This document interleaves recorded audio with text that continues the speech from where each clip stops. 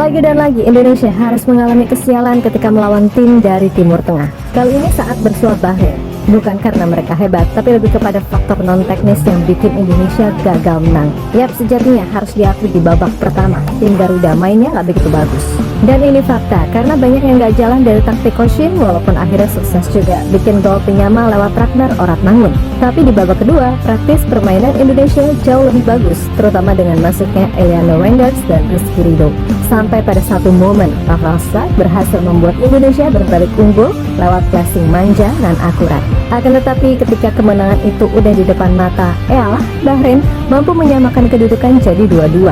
Alhasil ini membuat posisi Indonesia untuk saat ini terlempar ke peringkat 5 klasemen sementara.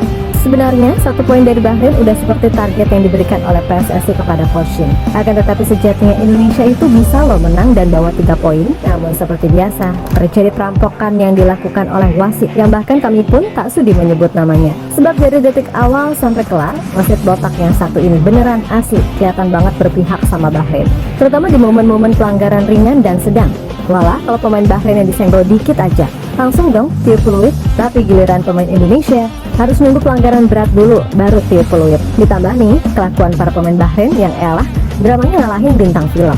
Senggol dikit guling-guling, sentuh dikit teriak kayak digebukin sekampung. Pokoknya ya ciri khas tim Timur Tengah gitu semua deh. Pantesan di Piala Dunia tim-tim Timur Tengah cuma jadi badut. Nah, yang paling bikin publik tanah air geram sampai para pemain dan staf ikutan emosi, gimana bisa injury time yang seharusnya 6 menit ini sampai mau 10 menit. Ibarat kata nih, selama Bahrain gak cetak gol sampai subuh juga gak bakal ditiup tuh peluit. Dan beneran aja di menit 90+9, sesaat setelah Bahrain cetak gol, langsung dong diakhirin pertandingannya. Emang kocak, super kocak, asli deh bikin emosi.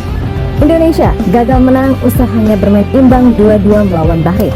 Yap, sebuah hasil yang dirasa sangat menyakitkan karena terjadi akibat wasit yang lagi-lagi nyebelin. Sesuatu yang pastinya akan menjadi trending topik sebab ya emang separah itu keputusannya. Belum lagi kelakuan para pemain Bahrain yang letoynya minta ampun, bahkan membuat Midfielders kaget setengah mati. Yap, iya yang menjalani debut beneran gak nyangka ternyata ada loh kejadian semacam ini. Nah, melihat segala hal yang ada, pastinya Pak Erik gak akan tinggal diam, terutama buat melabrak AFC.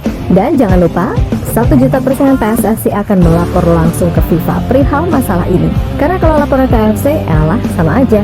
Wong AFC isinya aja kebanyakan orang-orang Timur Tengah yang modelannya seperti kayak gitu. Sementara itu laga ini sendiri dirasa juga menjadi pengalaman berharga bagi Midfielders secara pribadi. Sebab pastinya ia merasa sangat kaget dengan segala situasi yang mungkin baru pertama kali ia lihat.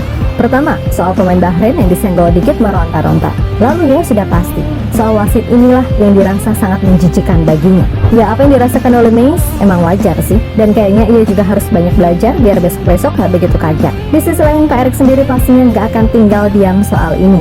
Sebab ini kesekian kalinya Indonesia harus merugi karena ulah wasit, dan AFC adalah pihak yang harus bertanggung jawab. Karena dari awal penunjukan wasit yang secara rumpun masih satu wilayah sama Bahrain yaitu Oman alias Asia Barat adalah hal yang aneh. Lah ini mulai dari wasit utama sampai asistennya semuanya dari Timur Tengah. Kayak gak ada wasit lain aja yang berasal dari negara luar Timur Tengah macam Jepang, Korea, atau Australia. Lebih lanjut, kemungkinan besar PSSI akan membawa masalah ini ke FIFA langsung. Karena kalau AFC, gila, udah berapa kali Indonesia dirugikan.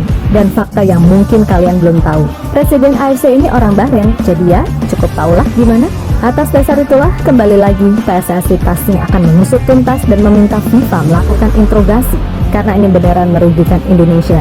Dan kalau semisal amit-amit tim Garuda gagal lolos Piala Dunia karena hasil ini, beneran kami meminta kalian buat nyumpahin apapun ke Bahrain ataupun AFC biar mereka kena batunya. Kami tahu kalau FIFA sendiri sebenarnya juga organisasi yang gak bersih-bersih amat, tapi AFC jujur sih lebih kocak. Yap, terlepas dari apapun yang jelas laga melawan China sebisa mungkin harus dimenangkan. Dan sejatinya peluang itu sangat terbuka karena China sendiri sedang dalam mental yang drop usai kalah lagi. Yap, pasukan Panda sebelum ini baru saja menderita kekalahan 3-1 atas Australia. Hal yang kini membuat mereka makin tenggelam di dasar klasemen dengan 0 poin. Nah, jika mampu menang atas China, peluang untuk bisa lolos itu masih terjaga. Walaupun di bulan November nanti kita harus main melawan Jepang dan Arab Saudi.